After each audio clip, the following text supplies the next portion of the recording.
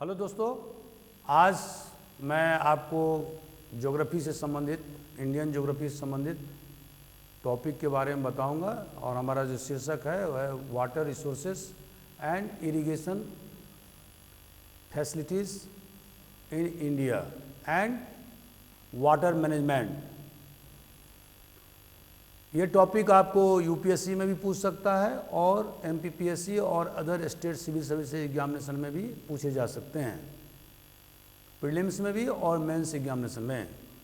तो आज जो हमारा टॉपिक का जो पूरा जो विस्तार होगा वो रहेगा, पहला कि हम ये बताएंगे कि what is the importance of water, मतलब पानी का हमारे जीवन में क्या महत्व है, हिंदुस्तान में उसका कितना महत्व है, और उसके बाद में हमारे यहाँ जो इरिगेशन फैसिलिटी है, सिंचाई के साधन हैं, उसमें वाटर का क्या महत्व है, और इसके अतिरिक्त जो पानी से संबंधित जो समस्याएं हैं उसके बारे में बताएंगे आपको। और इसके बाद में वाटर कंजर्वेशन और मैनेजमेंट, पानी के संरक्षण और उसके व्यवस्थापन के बारे में आपको बताया जाएगा। और इसके बाद में वाटर पॉल्यूशन, जो आजकल सबसे ज़्यादा जो वाटर पॉल्यूशन, पानी में जो प्रदूषण जो है, जो बढ़ रही है प्रदूषण की रफ्तार, उसके बारे में आपको बताया जाएगा। और उसके बाद में गवर्नमेंट ऑफ इंडिया ने 2002 में जो वाटर पॉलिसी, जल नीति जो बनाया, उसके बारे में हम बताएंगे आपको। और इसके अतिरिक्त हम ये भी बताएंगे कि मेजर या मल्टीपर्पस जो इरिगेशन प्रोजेक्ट हैं वर्सेस विरुद्ध माइनर इरिगेशन प्रोजेक्ट, ये दोनों में कौन ज़्यादा कामयाब है और आगे हमें क्या क्या करना चाहिए। तो इन सब मुद्दों के बारे में आज व्यापक रूप से हम चर्चा करेंगे। और मुझे उम्मीद है कि इन सब पॉइंट्स को कवर करने के बाद में इस टॉपिक से संबंधित जो भी सवाल आएंगे आप उसको हल करने की स्थिति में होंगे। तो दोस्तों, जैसा कि आप जानते हैं कि पूरे विश्व के मानचित्र को आप देखें तो आपको पता लगेगा कि पूरे विश्व में हमारा जो पृथ्वी है उसके धरातल पर 71% वाटर है, पानी है, और 29% में स्थल भाग है, जो हम बचपन से पढ़ते आए हैं। लेकिन ये ध्यान रखने वाली बात यह है कि सिर्फ और सिर्फ 3% जो है वो फ्रेश वाटर है, जो पीने लायक पानी है। क्योंकि आप जानते हैं समुद्र का पानी आप पी नहीं सकते हैं, खारा पानी होता है, नमकीन पानी होता है। 3% जो पानी है वो फ्रेश वाटर है, जिसको कि ड्रिंकेबल वाटर कहते हैं। और दोस्तों, हिंदुस्तान का परिदृश्य क्या है? तो हिंदुस्तान का जो स्थल भाग है, माने सरफेस एरिया है, वो क्या है? 2.45 of the world surface area. लेकिन जो हमारे पास में जो वाटर रिसोर्सेज हैं, वो पूरे वर्ल्ड के जो वाटर रिसोर्सेज हैं, जो जिसको हमने कहा फ्रेश वाटर, वो कितना है? ओनली 4%। और टोटल अवेलेबिलिटी, अभी जो हमारा पॉपुलेशन है पूरे विश्व का में, वो लगभग 17% पॉपुलेशन है। विश्व में हिंदुस्तान के आबादी का हिस्सा कितना है? 17%। और इस तरह से हम देख रहे हैं कि हिंदुस्तान में टोटल अवेलेबिलिटी ऑफ वाटर कितना है? 4000 क्यूबिक किलोमीटर। ये हमें प्रिसिपिटेशन, मतलब प्रतिवर्ष जो वर्षा होती है उसे हमें प्राप्त होता है, 4000 क्यूबिक किलोमीटर। और इसके बाद में जो सरफेस और ग्राउंड वाटर है वो हमारे देश में कितना है? 1869 क्यूबिक किलोमीटर। और इसके बाद में, लेकिन दिक्कत यह है कि जो हमारे देश की जो टोपोग्राफी है, बहुत सारे जो कंस्ट्रेंट्स हैं, उसके कारण से केवल हम 1122 क्यूबिक किलोमीटर का ही दोहन या यूटिलाइज कर सकते हैं, बाकी पानी का इस्तेमाल हम नहीं कर सकते हैं। और जो हमारा जो रिवर बेसिन है, आप जानते हैं कि हिंदुस्तान में 10,000 से ज़्यादा रिवर है, तो उन रिवर से जो मीन एनुअल फ्लो होता है, जो हर साल जो पानी बहता है, वो कितना है 1869 क्यूबिक किलोमीटर। और लेकिन इसमें सिर्फ और सिर्फ 32% मतलब 690 क्यूबिक किलोमीटर हम उसका इस्तेमाल कर सकते हैं। क्यों कि आप देखेंगे कि बहुत सारे जो पानी है वो रन ऑफ मतलब बह करके समुद्र में चले जाते हैं, उनके रोकने के संसाधन हमारे देश में अभी भी उतना व्यापक नहीं हो पाया है, तो जिसके कारण से हम उसको यूटिलाइज केवल और केवल 690 क्यूबिक किलोमीटर कर सकते हैं। और तो ये हमारा परिदृश्य है। दोस्तों अब हम चलते हैं कि जो वाटर जो पानी है, पानी के उपलब्ध कहाँ कहाँ होते हैं। आपको प्रिसिपिटेशन माने एनुअल रेनफॉल से मिलेगा, जो वार्षिक जो वर्षा होती है। उसके बाद में आपको सरफेस वाटर मिलता है, जो ज़मीन पर आपको पानी मिलता है, जैसे लेक में, पौंड में, कुआं में, नहर में, नदी में, ये सारे पानी मिलते हैं। तीसरा जो हमें ग्राउंड वाटर मिलता है, जो ज़मीन के अंदर जो पानी मिलता है उसको क्या बोलते हैं, ग्राउंड वाटर। तो ये ग्राउंड वाटर हमारे देश में भी उपलब्ध है, लेकिन दुख की बात यह है कि जो इसका जो डिस्ट्रीब्यूशन है वो अनइवन है। वो क्यों है, तो डेकान ट्रैप का इलाका जो देखेंगे वो इम्परवियस रॉक से बना हुआ है। इम्परवियस रॉक मतलब ऐसा चट्टान जिसके कि पानी अंदर नहीं जा सकता है, पोरस नहीं है।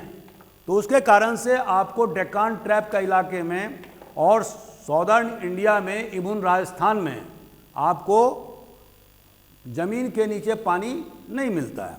तो हिंदुस्तान में ग्राउंड वाटर का जो डिस्ट्रीब्यूशन है वो अनइवन है। वो क्यों है कि आप देखेंगे कि गंगा, ब्रह्मपुत्र और सिंधु, ये तीनों के जो बेसिन है वो हिंदुस्तान के पूरे क्षेत्रफल का कितना है, ओनली 30% है। लेकिन जो ग्राउंड वाटर है वो कितना है, 60%। अब जो 30 या 40% बच गया वो बाकी देश में है, मतलब 70% भूभाग में ग्राउंड वाटर ओनली 30% है। तो आप इससे अंदाज़ा लगा सकते हैं कि किस प्रकार असमान पानी का वितरण है हमारे देश में। अब इसके कारण दोस्तों क्या हो रहा है, इसके कारण से सबसे ज़्यादा समस्या आ रही है, इसके कारण से सबसे बड़ी समस्या आ रही है सिंचाई की, इरिगेशन प्रॉब्लम। अब जब ग्राउंड वाटर है ही नहीं तो आप सिंचाई की व्यवस्था करेंगे क्या। इसीलिए आप देखते हैं कि हिंदुस्तान के करीब 65% या 60% जो एरिया है वो क्या है, डॉट प्रोन एरिया है, क्योंकि वहाँ पर ग्राउंड वाटर अवेलेबल नहीं है और जो सिंचाई के साधन जो होनी चाहिए वो नहीं है। तो इसमें कैपेसिटी यूटिलाइजेशन करने की ज़रूरत है और साथ साथ जो हमारे पास में भी सिंचाई के साधन हैं उसको बढ़ाने की ज़रूरत है। आप देखेंगे जब हिंदुस्तान आज़ाद हुआ था तो मात्र और मात्र 20.9 मिलियन हेक्टेयर 1951 में हमारे देश में सिंचित क्षेत्र थे। अब ये दोस्तों 2010, 11, 12 में बढ़ करके कितने हो गए, 64.62 मिलियन हेक्टेयर 2010, 11 में। और इसमें और बढ़ोतरी हुई है अगर 2020 के मान से करेंगे तो, लेटेस्ट डाटा। तो उस समय जो पोजीशन था वो क्या था, कैनाल सिस्टम। कैनाल सिस्टम जो हिंदुस्तान में जो उस समय प्रचलित था 1950-51 में अंग्रेज़ों के ज़माने में, उसके पहले मुग़लों के समय में और सल्तनत पीरियड में, तो आप देखेंगे कि दिल्ली और पंजाब और वेस्टर्न यूपी, पंजाब माने पाकिस्तान, पंजाब भी उसमें इंक्लूडेड है, इन एरियाज़ में अंग्रेज़ों ने और मुग़लों ने कैनाल के जाल बिछाए थे। और इसके कारण से जो है total 8.3 million hectare 8.3 million hectare उस समय में कैनाल से सिंचाई होता था। लेकिन अब उसका जो बढ़ोतरी है वो उसका जो भाग था वो 40% था, लेकिन अब जो उसकी बढ़ोतरी हो रही है वो लगभग 17 मिलियन हेक्टेयर कैनाल से सिंचित होने के बावजूद भी उसका जो परसेंटेज है टोटल इरिगेशन एरिया में वो 40% से घट करके 29% हो गया। उसका रीज़न क्या है? रीज़न ये है कि अब जो फोकस है वो ज़्यादा से ज़्यादा ट्यूबवेल पर है। ट्यूबवेल में दोस्तों क्या होता है? ट्यूबवेल में पानी कंट्रोल मात्रा में आप सिंचाई कर सकते हैं। दूसरा, जब आपको इच्छा हो तभी आप सिंचित कर सकते हैं। इसमें जिस तरह से कैनाल सिस्टम में होता है कि वाटर लॉगिंग की बहुत बड़ा प्रॉब्लम होता है, वाटर लॉगिंग होने के कारण से, पानी का जमाव होने के कारण से बहुत सारे जैसे मच्छर वगैरह के प्रकोप बढ़ते हैं और बहुत सारे लोग बीमार पड़ जाते हैं मलेरिया से। दूसरी बात ये होती है कि बहुत सारे ज़मीन सैलिनिटी के शिकार हो जाते हैं, माने ज़मीन क्या हो जाता है, क्षारीय, और वो हो जाता है नॉन प्रोडक्टिव लैंड। लेकिन ट्यूबवेल से सिंचाई करने पर क्या होता है, ये सब किसी प्रकार का कोई प्रॉब्लम नहीं होता है। तो इसी कारण से आज़ाद देश में आप देखेंगे कि धीरे धीरे ट्यूबवेल पर ज़्यादा बढ़ावा दिया गया, और इसी कारण से अभी आज की तारीख में जो सबसे ज़्यादा जो ट्यूबवेल से सिंचाई का दोहन होता है किस स्टेट में होता है, गुजरात में, और उसके बाद में राजस्थान में। गुजरात में 85% या 86% एरिया ट्यूबवेल से सिंचित होता है, और इसके बाद में तीसरा नंबर आता है महाराष्ट्र का, और उसके बाद यूपी। इसमें टैंक और तो इस तरह से हम देखते हैं कि जो अब जो कैनाल सिस्टम से जो इरिगेशन हो रहा था उससे ज़्यादा ट्यूबवेल से हो रहा है। ट्यूबवेल से क्यों हो रहा है? Because of the controlled inflow of water या कंट्रोल इरिगेशन, और इससे ज़मीन को नुकसान भी ज़्यादा नहीं होता है। लेकिन दोस्तों इसका नुकसान क्या है? नुकसान ये हो गया है कि बहुत सारे राज्यों में ग्राउंड वाटर धीरे धीरे डिप्लीटेड हो गया है, ख़त्म हो गया है, और इसके कारण से जैसे आप देखेंगे जो पंजाब, हरियाणा और वेस्टर्न यूपी जो है वो मोस्ट इरिगेटेड लैंड है हिंदुस्तान का। अब यहाँ पर जो यहाँ भी ट्यूबवेल की व्यवस्था है, राजस्थान में तो अभी मैंने बताया, गुजरात में बताया, तो अब धीरे धीरे क्या हो रहा है, वाटर डिप्लीटेड हो रहा है, ग्राउंड वाटर, और इसका जो स्पिल ओवर इफेक्ट है वो क्या है कि इसके अभाव के कारण अगर मान लीजिए कि अगले साल अगर ठीक ढंग से रेनफॉल नहीं हुआ तो फिर आपके जो जितने भी ट्यूबवेल हैं वो सब बंद हो जाएंगे, क्योंकि ग्राउंड वाटर तो है ही नहीं। तो this is the major problem. लेकिन अगर मान लीजिए जो जैसे इंदिरा गांधी नहर कैनाल है, राजस्थान से गुजरती है, तो उसमें जहाँ जहाँ भी कैनाल सिस्टम गया है वहाँ पर ग्राउंड वाटर भी का भी जो लेवल है वो अप हो गया है, ठीक है। तो इसका मतलब क्या हुआ? मतलब ये हुआ कि कैनाल सिस्टम को भी रखना होगा और ट्यूबवेल को भी रखना होगा, दोनों सिस्टम से ही होगा काम। अब इसके बाद में जो हमारा अगला जो पॉइंट है, जो मैंने अभी बताया कि थ्रू कैनाल, टैंक और ट्यूबवेल्स। आप जानते हैं कि तमिलनाडु में सबसे ज़्यादा जो सिंचाई होता है वो टैंक के माध्यम से होता है, वहाँ से नहीं हो रहा है, चोला पीरियड से हो रहा है। और चोला पीरियड राजाओं ने बड़े बड़े तालाब खुदवाए थे ताकि पानी को स्टोर किया जा सके, और इसीलिए वहाँ वाटर हार्वेस्टिंग जो है ना, एक कानून बना दिया गया है कि आपको रेन वाटर हार्वेस्टिंग का टेक्निक जो है वो आपको लगाने के बाद भी आप मकान बना सकते हैं, नहीं तो वो पनिशेबल ऑफेंस कर दिया गया है। क्यों किया गया? क्योंकि वहाँ भी ग्राउंड वाटर नहीं है। तो जहाँ जहाँ ग्राउंड वाटर नहीं है वहाँ वहाँ रेन वाटर हार्वेस्टिंग का नया टेक्निक पूरे देश में ईजाद किया गया है। अब दोस्तों एक जो सबसे बड़ी समस्या है हिंदुस्तान में वो क्या है? पॉल्यूशन। अभी आप देखेंगे कि जो हिंदुस्तान की जो नदियां हैं और विश्व की जो अन्य नदियां हैं, जैसे टेम्स नदी है लंदन में, या डेनूब नदी जो हंगरी से गुजरती है, जो सेंट्रल यूरोप से, और अभी अपने यहाँ जो गंगा नदी है या यमुना नदी है, ये सारे हालांकि गवर्नमेंट के द्वारा लगातार प्रयास किए जा रहे हैं, लेकिन हमारी जो कुछ सांस्कृतिक विरासत है, जो हमारा सोशल कस्टम है, ट्रेडिशन है, उसके कारण से जैसे हम बहुत सारे डेड बॉडीज़ को नदी में फेंक देते हैं, सारे कचरा हम नदी में प्रवाहित कर देते हैं, बहुत सारे कर्मकांड हमें नदी में ही करना होता है। तो इन सब कारणों से, और जो नदियों के किनारे जो बहुत सारे जो इंडस्ट्री, जैसे कानपुर के पास में चमड़ा उद्योग है, अब उसके जो एफ्लुएंट हैं, जो अवशेष होते हैं, वो कहाँ जाते हैं? गंगा नदी। और इसके कारण से गंगा नदी या यमुना नदी प्रदूषित हो गई है, और बहुत हाई लेवल पे प्रदूषित हो गई है। ये जो प्रदूषण की समस्या है, उससे निजात पाना होगा। क्यों? कि उससे जो हमारा बायोडाइवर्सिटी है वो प्रभावित हो रहा है। बहुत सारे जो जल जीव हैं वो मर रहे हैं। मनुष्य के लिए भी वो बहुत खतरनाक है, क्योंकि आप पानी नहीं पी सकते, उसका आप निस्तार की व्यवस्था नहीं कर सकते, आप अपने मवेशियों को पानी नहीं पिला सकते हैं, और अगर पिलाएंगे तो वो बीमार पड़ जाएगा। तो ये जो वाटर ट्रीटमेंट की व्यवस्था, हालांकि बहुत सारे जगह गवर्नमेंट ने वाटर ट्रीटमेंट प्लांट की व्यवस्था किया है, वाटर ट्रीटमेंट प्लांट की व्यवस्था किया है, लेकिन ये भी अभी एडिक्वेट नहीं है, काफ़ी नहीं है, और इसमें बढ़ोतरी की गुंजाइश है। और एक चीज़ और है, वाटर कंजर्वेशन, जो पानी को संरक्षण कैसे किया जाए।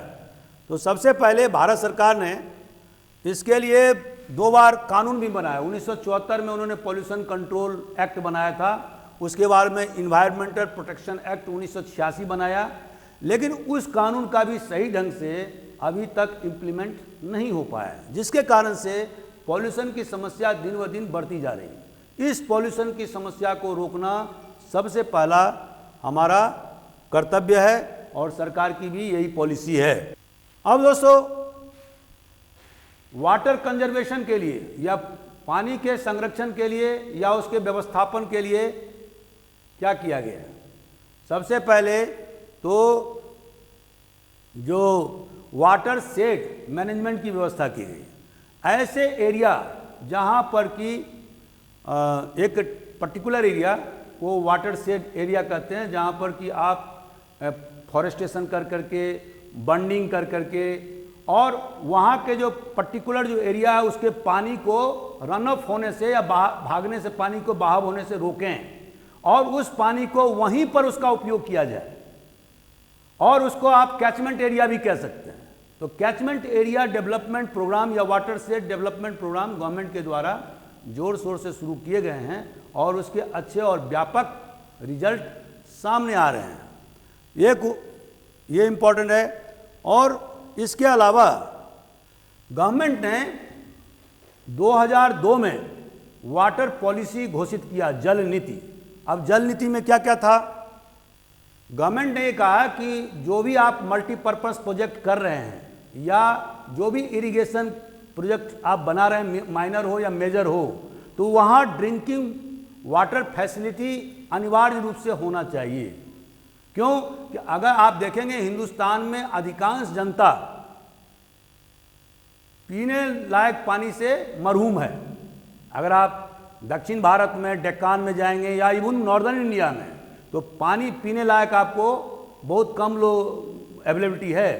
तो उसके लिए उन्होंने, गवर्नमेंट ऑफ इंडिया ने क्या किया? पहला जो पॉइंट है कि कोई भी जो मेजर इरिगेशन वर्क होगा या माइनर इरिगेशन वर्क जो शुरू किया जाएगा, उसमें ड्रिंकिंग वाटर की व्यवस्था जरूर की जाएगी। ठीक है, नंबर 1। नंबर 2 कि पीने योग्य पानी सभी मनुष्य को, जानवर को उपलब्ध होना चाहिए, और ये हमारी प्रथम प्राथमिकता है, क्योंकि हिंदुस्तान इस बहुत बड़ी बीमारी से गुजर रहा है। और आपको मालूम है ना कि हिंदुस्तान में जितने भी बीमारी होते हैं उसमें 90% जो बीमारी होते हैं वो क्या होते हैं? Water borne disease. और इसमें सबसे ज़्यादा जॉन्डिस होता है। पानी के प्रदूषण से सबसे ज़्यादा क्या होता है? जॉन्डिस होता है। तो वाटर बॉर्न डिजीज जो है, अगर आप गलत गंदे पानी पिएंगे, साफ पानी नहीं पिएंगे, तो 90% जो है बीमार होने का चांस है। ठीक है, तो शुद्ध पानी पीना प्योर पानी पीना ये हर एक मनुष्य का, हर एक व्यक्ति का, हर एक जानवर का, हर एक जीव जंतु का ये प्राथमिक अधिकार है। क्योंकि जीने का अधिकार क्या है? आर्टिकल 21 में कॉन्स्टिट्यूशन ने क्या कहा है? Right to life and liberty.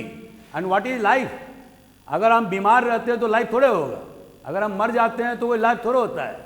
जीवन जीने के अधिकार में शुद्ध पानी पीने का अधिकार भी शामिल है, ठीक है, हेल्थ का अधिकार भी शामिल है। अगर हमारा हेल्थ ठीक नहीं रहेगा, अगर हमको ठीक ढंग का पानी नहीं मिलेगा, जबकि हम जानते हैं कि 90% बीमारी जो है पानी, गलत पानी से या गंदे पानी से होता है, तो फिर जीने right to life and liberty क्या होता है? वो तो कागजों में ही सिमटा रहेगा। तो इसीलिए राइट टू, तो गवर्नमेंट ऑफ इंडिया ने कहा कि drinking water is the top most priority for each and every human being and all living organism, ठीक है। तीसरा, ग्राउंड वाटर का ज़्यादा से ज़्यादा दोहन नहीं हो, एक्सप्लॉइट, ओवर एक्सप्लॉइटेशन नहीं हो, ओवर यूज नहीं हो, ये भी मॉनिटरिंग करने का, टू मॉनिटर, अभी to monitor ground water exploitation. दोस्तों आप जानते हैं जहां भी गवर्नमेंट ने पाइपलाइन के द्वारा पानी की व्यवस्था किया हुआ है, जहां पर कि ऑलरेडी पानी की व्यवस्था है, वहां भी लोगों ने ट्यूबवेल गाड़ लिए हैं चोरी छिपे, सेक्रेटली या गोपनीय ढंग से। इंदौर में भी बहुत जगह हो रहा है, ठीक है। तो रात में ऐसा कि जबकि नर्मदा के पानी आ रहे हैं और इसके बाद में गवर्नमेंट के द्वारा पाइपलाइन से घर घर में पानी दिए जा रहे हैं, लेकिन फिर भी लोग अधिक वाटर का इस्तेमाल करने के लिए क्या कर रहे हैं? तो वहां पर ट्यूबवेल गाड़ रहे हैं चोरी छिपे। और इसका परिणाम क्या होता है? परिणाम यह होता है कि ग्राउंड वाटर का ज़्यादा से ज़्यादा ओवर एक्सप्लॉइटेशन से वहां पर एक डिप्लीशन की स्थिति हो जाती है। जो पानी आपको पहले 300 मीटर पर मिलता था, अब वो जाकर के 600 मीटर पर मिलेगा, ठीक है। तो ये अगर ग्राउंड वाटर डिप्लीशन होगा तो उससे क्या होगा? उससे जो है, जो पौधे, जो आपके जो वेजिटेशन है, उस पर भी बहुत ज़बरदस्त प्रभाव पड़ता है, ये ध्यान रखिए। तो गवर्नमेंट ने कहा कि ग्राउंड वाटर को जो ओवर यूज जो हो रहा है, या जो दोहन या एक्सप्लॉइटेशन जो किया जा रहा है, उसका मॉनिटरिंग करना अनिवार्य है।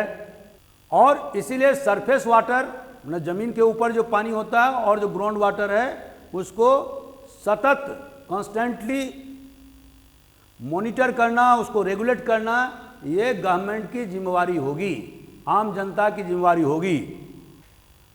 और इसी के अलावा the quality of water should be improved, must be improved, quality of water. अब जैसा कि मैंने कहा कि बहुत सारे जो हमारे यहाँ जो पानी उपलब्ध हैं, लेकिन उस पानी उपलब्धता क्या है? गंदे पानी है। तो उस पानी का जो क्वालिटी है वो तो खराब है।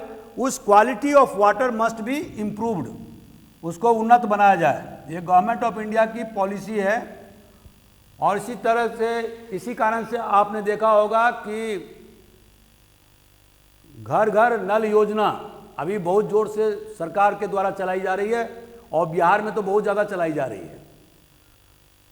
जल नल, घर जल नल योजना ऐसा है जहाँ पर कि इवन देहातों में, गांव में भी, हमारे गांव में भी अब जो है पोर्टेबल वाटर जो है वो उपलब्ध कराई जा रही है पाइपलाइन के द्वारा, ठीक है, ताकि हर एक व्यक्ति को स्वच्छ पानी मिले।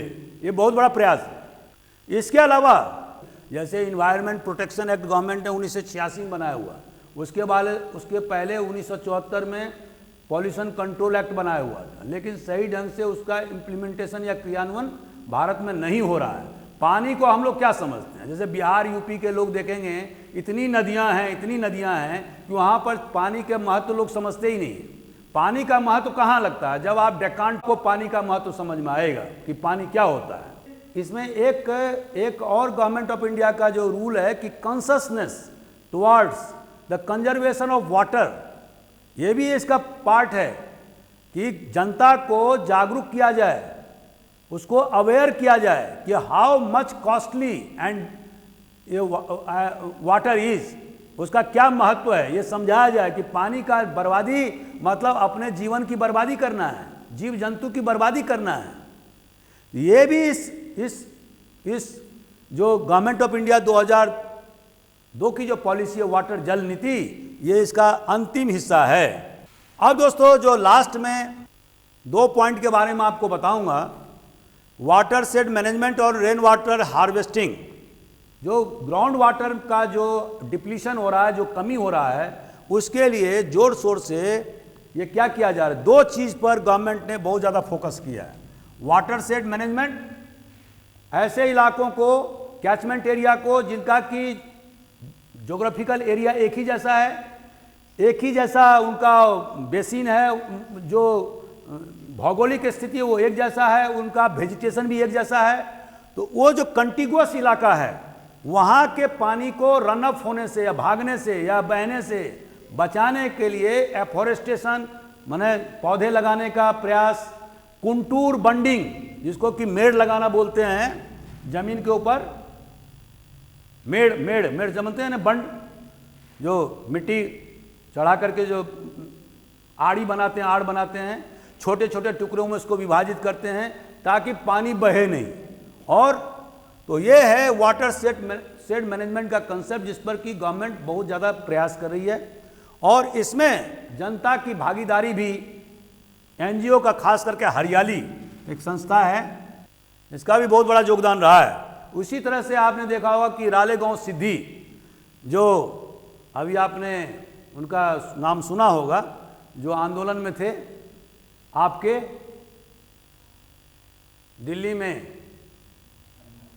अन्ना हजारे, उनका गांव कहाँ है, रालेगांव सिद्धि, अहमदनगर में। वहाँ पर भी ज़बरदस्त रूप से जो है वाटर शेड मैनेजमेंट किया गया, जो कि हिंदुस्तान का एक एग्जाम्पल बन के उभरा है। और इसके बाद में रेन वाटर हार्वेस्टिंग। ये रेन वाटर हार्वेस्टिंग बेसिकली जो प्रिसिपिटेशन होता है, जो बारिश होती है, वो अमूमन नॉर्मल कोर्स में क्या होता है, बारिश होती है। हमारे देश में जो बारिश होती है उसकी बहुत विचित्र प्रवृत्ति होती है, जो मैं पहले के वीडियो में आपको बता चुका हूँ। या तो बारिश बहुत कम होगी, और जब बारिश होगी तो बहुत ज़्यादा होगी। बारिश it is not rainfall but is a downpour. अब डॉन पावर मतलब क्या होता है दोस्तों, मूसलाधार बारिश। अब इसके माइनस पॉइंट है, अगर बारिश रुक रुक के हो, धीरे धीरे हो, तब तो क्या होता है कि जमीन के अंदर में वो सीप से जाता है। लेकिन यदि डॉन पावर है, मूसलाधार बारिश होती है, आधा घंटा के अंदर में पता लगा कि 5 इंच बारिश हो गई, तो उसे क्या होता है, सारे पानी बह जाते हैं। तो हिंदुस्तान में बेसिकली रेनफॉल नहीं होता है, डाउन पावर होता है। उसका नुकसान क्या है, अपने साथ में रन ऑफ, सारी जो मिट्टी है, जो हमारी जो ऊपर के जो ग्राउंड के जो मिट्टी हैं, जो फर्टाइल जो एरिया है, जिसको कि क्रस्ट बोलते हैं, उसको उड़ा ले जाता है। और उससे क्या होता है, तो फिर क्या है कि इनफर्टाइल लैंड हो जाता है। आप जो भिंड के इलाके में, जो आप चंबल रेंज में जो आप देखते हैं, जो बड़े बड़े बिहड़ हैं, वो क्यों बने हैं, because of the down power, मूसलाधार बारिश होने के कारण से। तो हिंदुस्तान में रेनफॉल नहीं होता है, डाउन पावर होता है। और वो भी कब होता है, 2-3 महीने के लिए, 1 महीने के लिए, पीक टाइम में। बाकी समय में क्या होता है, उतना भी पानी नहीं होता जितना कि आम जनता को जरूरत है।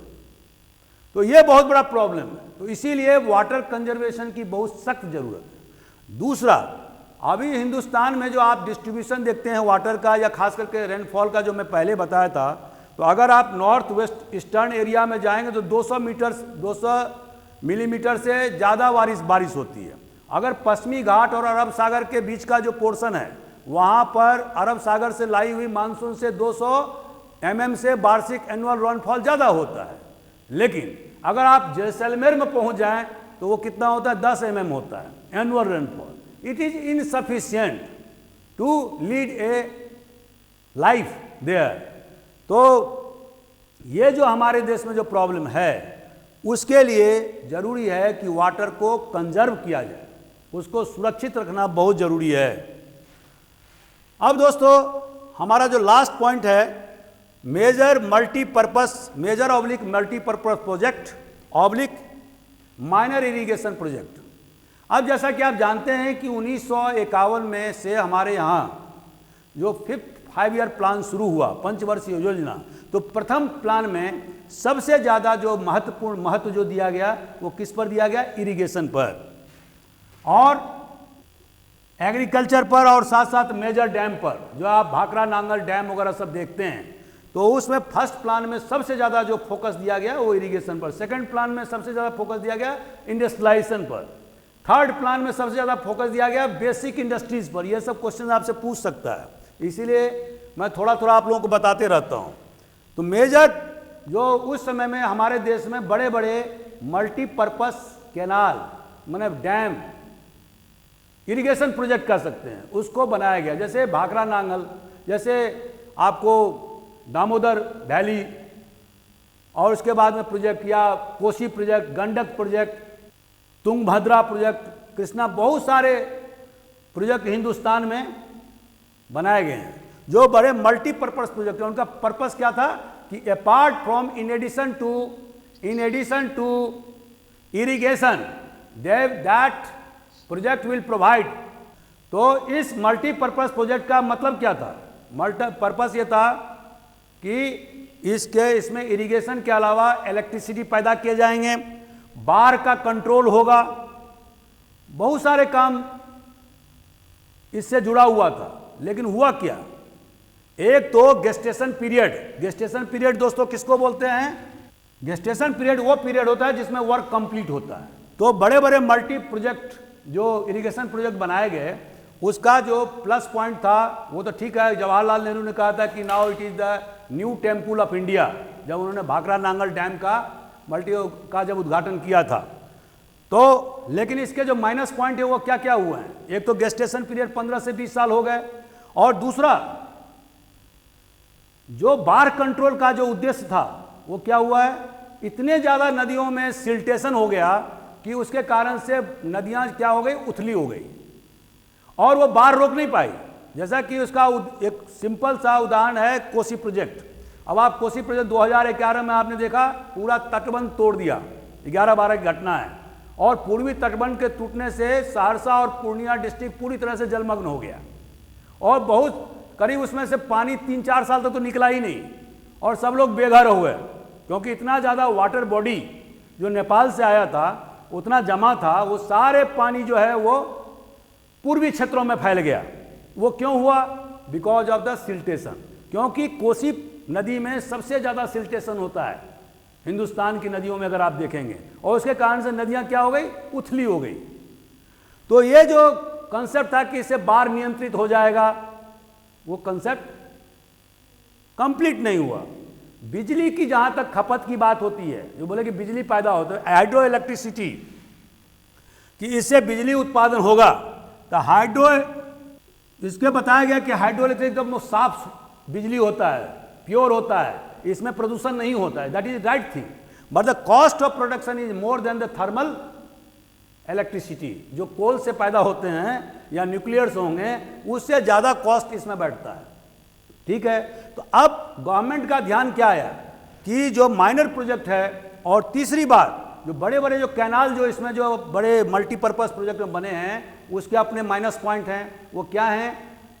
वाटर लॉगिंग हो जाता है, जो अभी आपको मैंने बताया। फिर वाटर लॉगिंग होने से क्या होता है कि ज़मीन में सैलिनिटी बढ़ जाती है, बहुत सारे ज़मीन जो है ना वो खेती लायक नहीं रह जाते। जैसे पंजाब में आप देखेंगे, राजस्थान में देखेंगे, इंदिरा गांधी कैनाल के अगल बगल के ज़मीन में देखेंगे, बहुत सारे ज़मीन किसी काम के नहीं रह गए हैं।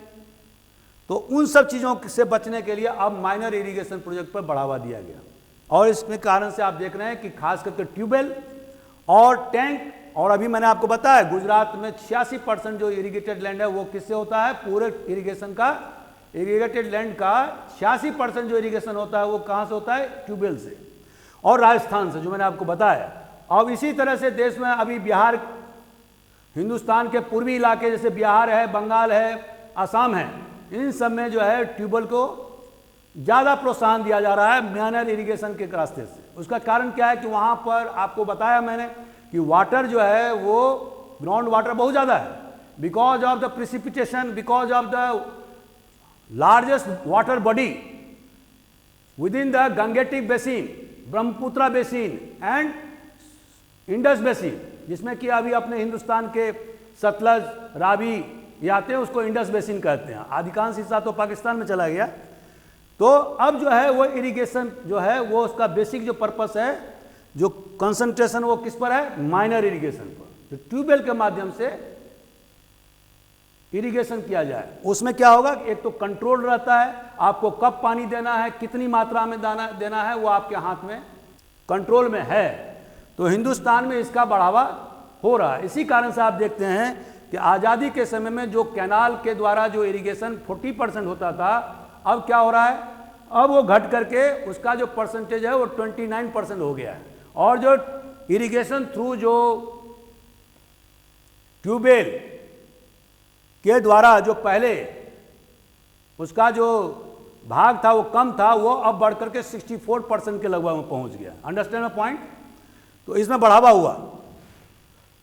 और इसमें सबसे ज़्यादा जो अभी जो फोकस है वो है पूर्वी भारत पर, जिसमें कि बिहार, बंगाल, उड़ीसा और असम के एरिया आते हैं। और आप देखेंगे कि चूंकि जो जल का दोहन सबसे ज़्यादा पंजाब में, हरियाणा में और वेस्टर्न यूपी में हो रहा है, 85% के लगभग। अब देखा गया है कि बिहार में, बंगाल में, इन एरिया में जो ग्राउंड वाटर का अभी भी जो यूटिलाइजेशन है बहुत ही कम है, नॉट मोर देन 32%, 35%, ठीक है। तो यहाँ पर बहुत ज़्यादा स्कोप है। और इसी कारण से आपको पहले वीडियो में हमने बताया था, जो हरित क्रांति जो पहले पंजाब, हरियाणा और वेस्टर्न यूपी में गेहूं के उत्पादन में और उधर तमिलनाडु और आंध्र प्रदेश में राइस के उत्पादन में जो पूरा फोकस था, now that focus has been shifted to eastern India. क्यों? कि वहाँ पर इरिगेशन की फैसिलिटीज़ भी मौजूद है, क्योंकि ग्राउंड वाटर काफ़ी है। अगर आप ठीक ढंग से वहाँ पर पेस्टिसाइड का और इसके अलावा फर्टिलाइजर्स का उपयोग करेंगे और इंस्टीट्यूशनल मैकेनिज्म को बढ़ावा देंगे, तो दूसरा ग्रीन रिवॉल्यूशन हो सकता है। क्योंकि आपने देखा होगा कि अभी जो हमारी जो उत्पादकता है या उत्पादन जो है, खास करके ग्रेन्स में, फूड ग्रेन्स में, वो मतलब लेवल पर आ गया है, उसमें ज़्यादा वृद्धि नहीं हो रही है। तो अब उसको बढ़ाने की जरूरत है और इसलिए सरकार इस दिशा में प्रयासरत है। इंडस्ट्रियलाइजेशन जो है वो हमारे जीवन का, हमारे इकोनॉमिक एक्टिविटी का हिस्सा है, उसको हम बंद नहीं कर सकते। अगर हम बंद करेंगे तो टोटल प्रेशर एग्रीकल्चर पर आ जाएगा। तो इंडस्ट्री को भी हमें बचाना है। अब करना क्या है? करना यह है कि प्रदूषण से अपने नदियों को सुरक्षित रखना है। और अगर हम नदियों को सुरक्षित रखेंगे तो हम जीव जंतु से लेकर के मनुष्य को भी सुरक्षित रखेंगे, क्योंकि हमारे जो मैक्सिमम जो निस्तार के जो साधन है वो नदियां हैं। तो अब करना क्या है कि ट्रीटमेंट प्लांट जो मान लीजिए, अब मान लीजिए चमड़े का कारखाना है कानपुर में और सैकड़ों हैं, उसके लिए प्रसिद्ध भी है सैकड़ों साल से। तो वहाँ पर उससे जो एफ्लुएंट निकलते हैं, माने गंदगी, एफ्लुएंट, एफ्लुएंट बोलते हैं इसको। अब आप उस वहाँ पर एक ट्रीटमेंट प्लांट लगा दीजिए, जहाँ पर मेन फैक्ट्री है, वहाँ से जो सारे जो गंदगी निकलने, पानी जो गंदा पानी जो निकलता है, उसको आप ट्रीटमेंट प्लांट लगा दीजिए। उसके बाद में पानी अगर गंगा में जाएगा तो कोई प्रॉब्लम ही नहीं होगा। सवाल इस, और उस कचरे को फिर आप उसका कंपोस्ट के रूप में इस्तेमाल कर सकते हैं, या जमीन के अंदर आप, अगर लगता है कि बहुत ज़्यादा पॉइजनस है तो आप जमीन के अंदर में गाड़ सकते हैं उसको। 15 फीट, 20 फीट, 30 फीट जमीन के अंदर में गाड़ देंगे तो वो क्या होगा, फैलेगा नहीं। ये भी हो सकता है। तो ऐसा नहीं है कि आप इंडस्ट्री को बंद कर दें। इंडस्ट्री का बंद करना सॉल्यूशन नहीं है। एक तो ऐसे ही हमारे देश में इंडस्ट्री कम है, अगर हम बंद करने लगेंगे तो हमारे तो भूखमरी की समस्या आ जाएगी, बेरोजगारी और बढ़ जाएगी। तो हमें जो, अच्छा, दूसरे जो बहुत सारे जो कस्टम्स हैं हिंदुओं में, वो क्या है कि जो क्रिमेशन होगा वो गंगा नदी के किनारे ही होगा, और उसके जितने भी राख हैं वो सब गंगा नदी में डाले जाएंगे। ये तो आपको मालूम है। खास करके आप बनारस में चले जाइए और नदी के, गंगा नदी के चारों तरफ जहाँ जहाँ उसका किनारा है, वहाँ चले जाइए, आपको सब श्मशान घाट मिल जाएंगे। क्यों? Because it is link to our religious ethos. हमारा जो धार्मिक जो चेतना है वो हमें मजबूर करता है कि अगर हम कहीं भी मरें, लेकिन हमारा जो क्रिमेशन हो वो गंगा नदी के किनारे हो, क्योंकि ये मुक्ति का सबसे बड़ा, मुक्ति मतलब मोक्ष, जो मैंने आपको पुरुषार्थ में बताया था कि जब आदमी, मनुष्य जीवन और मृत्यु के बंधन से मुक्त हो जाता है तो उसको क्या बोलते हैं, मोक्ष, साल्वेशन। तो हिंदुओं में यह है कि अगर गंगा नदी में किसी व्यक्ति के राख को इमर्स किया जाए, विसर्जन कर दिया जाए या उसको गंगा नदी के किनारे जलाया जाए अंतिम समय में, तो इससे उसको मोक्ष प्राप्त हो जाएगा।